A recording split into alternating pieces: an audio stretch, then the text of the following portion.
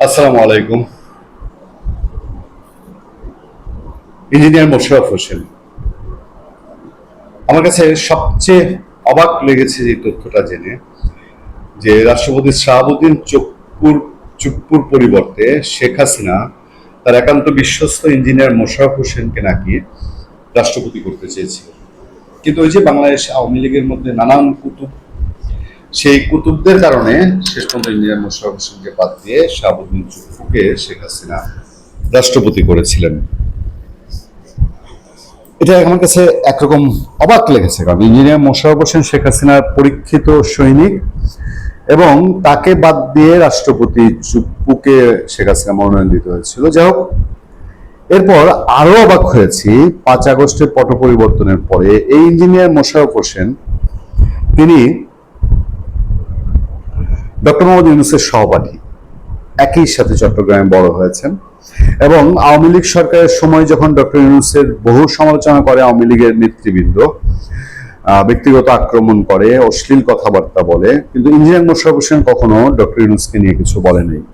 কিন্তু ইউনূস এসে কি করে নাই, ইঞ্জিনিয়ার মোশাররফ হোসেনকে গ্রেফতার করিয়েছে। গ্রেফতার করার পর একের পর এক মামলা দিয়েছে, একের পর এক মামলা, ভুতুড়ে মামলা, মামলা দিয়ে বছরের বছরের সময় বেশি তাকে জেলে রেখেছে। তার জামিন হলেও তাকে সোনেরস দিয়ে আটকে রাখা হয়েছে। শেষ পর্যন্ত বয়সের ভারে নজু 85 বছর মানুষটি উচ্চ আদালতের হস্তক্ষেপে তিনি জামিন পান। আপনাদের মনে আছে নিশ্চয়ই আওয়ামী লীগের সাবেক মন্ত্রী নুরুল মজিদ হুমায়ুনের কথা, নরসিংদীর, তার জানাজার কথা নিশ্চয়ই আপনাদের মনে আছে। আজকে চট্টগ্রামে এক ব্যতিক্রমী ঘটনার জন্ম হলো। আমি যদি বলি যে ওই জানাজায় অংশ নেওয়া হাজার হাজার লক্ষ মানুষ এবং তাদের জয় বাংলা স্লোগান, জয় বঙ্গবন্ধু স্লোগান, এবং তার মধ্যে দিয়ে এই নিষিদ্ধ কার্যক্রম, নিষিদ্ধ ঘোষিত আওয়ামী লীগের এ যাবৎকালের সর্ববৃহৎ একটা শোডাউন হয়ে গেছে, তাহলে বোধহয় ভুল বলা হবে না। ইঞ্জিনিয়ার মোশাররফের জানাজায় মানুষের ঢল, জয় বাংলা স্লোগানে বিদায়। চট্টগ্রামে হাজারো মানুষের উপস্থিতিতে বর্ষিয়ান রাজনীতিবিদ ও বীর মুক্তিযোদ্ধা মোশাররফ হোসেনের জানাজা হয়েছে নগরের জামিয়াতুল ফালাহ জাতীয় মসজিদ প্রাঙ্গণে। আজ বৃহস্পতিবার সকাল 11টায় এই জানাজা অনুষ্ঠিত হয়। সৌভাগ্য, কতজনের ভাগ্যে এটা জুটে। বেগম খালেদা জিয়ার ভাগ্যে জুটেছিল, আমরা নুরুল মজিদ হুমায়ুনের দেখেছি, এখন ইঞ্জিনিয়ার মোশাররফ হোসেনের দেখলাম। পরে জয় বাংলা স্লোগানে তাকে বিদায় জানান দলীয় সমর্থক ও নেতাকর্মীরা।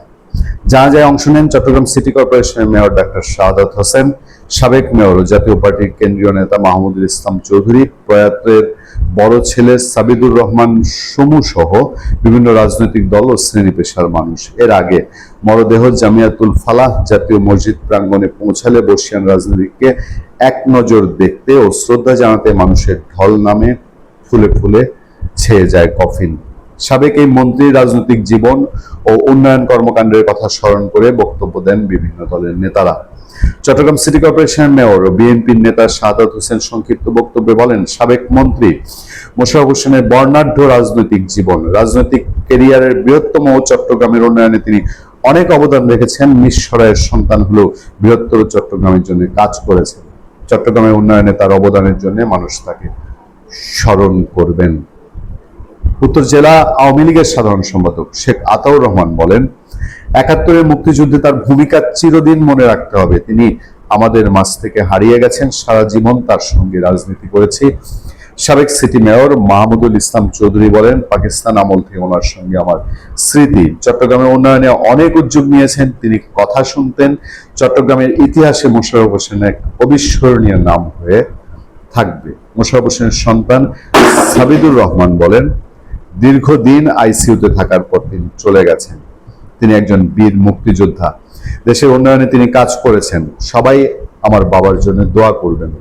শ্রদ্ধা জানান সিপিবি নেতা Mohammad Shah Alam, net communist party, ছাত্র ইউনিয়ন গেরিলা বাহিনী, মিরসরাই অ্যাসোসিয়েশন সহ বিভিন্ন সংগঠনের নেতারা। জানাজা শেষে আওয়ামী লীগ, যুবলীগ, ছাত্রলীগ, বিএনপি, জামাতে ইসলামী, জাতীয় পার্টি, সিপিবি সহ বিভিন্ন দলের নেতা কর্মীরা জানাজায় অংশ নেন।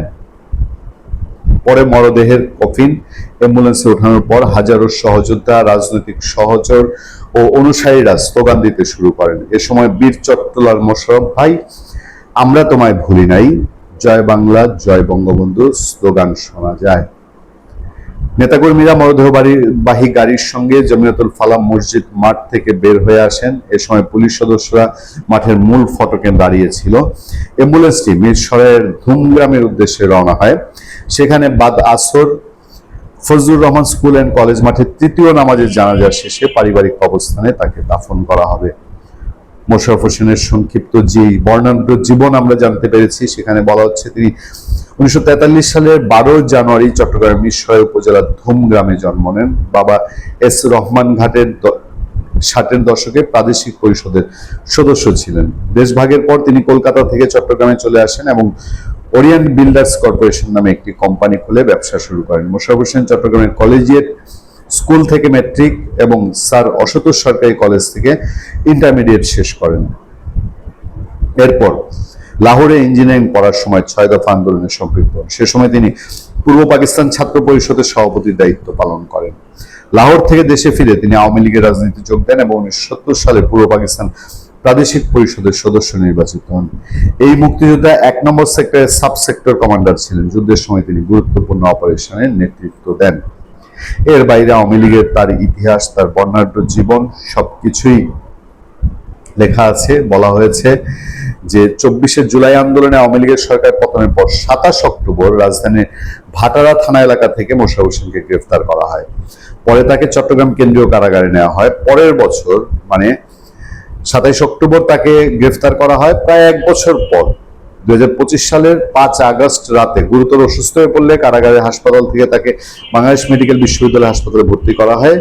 সেখান থেকে গত 14 আগস্ট জামিনে মুক্ত পান। মানে একেবারে মৃত্যু মুখে পতিত হওয়ার পরে এই 85 বছর মানুষটিকে সরকার, তাও সরকার না, উচ্চ আদালত জামিন দিয়েছিল।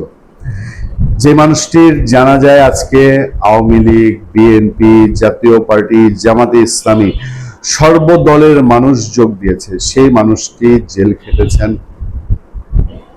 অন্যায়ভাবে। জীবনের শেষ সময়টা যখন তার পারিবারিক পরিসরে থাকার কথা, তার বিরুদ্ধে সুনির্দিষ্ট কোনো অভিযোগ নেই, এজাহার নামীয় কোনো মামলা ছিল না। শুধু ইউনূস সরকার ওই যে আওয়ামী লীগের গন্ধ শুকে শুকে মানুষ অ্যারেস্ট করতো, সেই ধারাবাহিকতায় ডক্টর ইঞ্জিনিয়ার মোশাররফ হোসেনকে অ্যারেস্ট করেছে। ইঞ্জিনিয়ার মোশাররফ হোসেন পুরো চট্টগ্রামের রাজনীতিতে তার যেই আওয়ামী লীগ সময়ের ভূমিকা ছিল, কখনোই পত্রপত্রিকা অনেক নেতার নামে অনেক বিশ্রী বিশ্রী রিপোর্ট এসছে, ক্ষমতার অপব্যবহার, লুটপাট, দুর্নীতি, অনিয়ম। আর তিনি যেই এলাকার এমপি, চট্টগ্রামের মিরসরাই, এটা বলা যেতে পারে একেবারে ইন্ডাস্ট্রিয়াল এলাকা, তো অবশ্যই একেবারে টাকার, যদি বলি বিশাল এক কূপ, সেই কূপের জায়গা। সেখানে থেকেও নিজের মুক্তিযুদ্ধের ইতিহাস, মুক্তিযুদ্ধের তার গৌরবময় সেই সম্মান রেখেই চিরবিদায় নিলেন এই মানুষটি। ভালো থাকবেন, সুস্থ থাকবেন। আপনাদের সাথে আমি আতিক রহমান, পূর্ণিয়া।